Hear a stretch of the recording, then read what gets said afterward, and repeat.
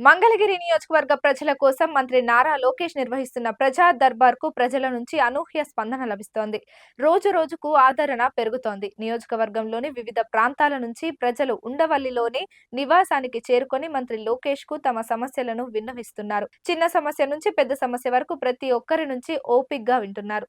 తన పరిధిలో ఉన్న సమస్యలను వెంటనే లోకేష్ పరిష్కరిస్తున్నారు.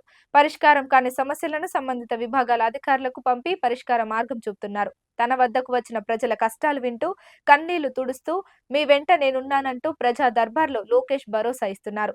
ఉదయం 7 గంటల నుంచే వందలాది మంది ప్రజలు వినతి పత్రాలతో బార్లు తీరుతున్నారు. సోమవారం కూడా పలు సమస్యలపై ప్రజల నుంచి అర్జీలు వెల్లువెత్తుతున్నాయి. అంగన్వాడీలు, ఉపాధ్యాయులు తాము ఎదుర్కొంటున్న సమస్యలను యువనేత దృష్టికి తీసుకువచ్చారు. వేతనాలు పెంచాలని అంగన్వాడీ టీచర్లు, బదిలీల కోసం ఉపాధ్యాయులు, ఉపాధి ఉద్యోగాలను కల్పించాలని నిరుద్యోగుల నుంచి వినతులు అందాయి. విద్య, వైద్యం ఖర్చులకు ఆర్థిక సహాయం అందించాలని పలువురు విజ్ఞప్తి చేశారు. వైసీపీ నేతలు అధికారాన్ని అడ్డం పెట్టుకొని తమ భూములను బలవంతంగా లాక్కున్నారని, తమకు న్యాయం చేయాలని బాధితులు లోకేష్ ను కోరారు. సమస్యలన్నింటినీ వీలైనంత త్వరగా పరిష్కరించేందుకు కృషి చేస్తానని మంత్రి లోకేష్ హామీ ఇచ్చారు.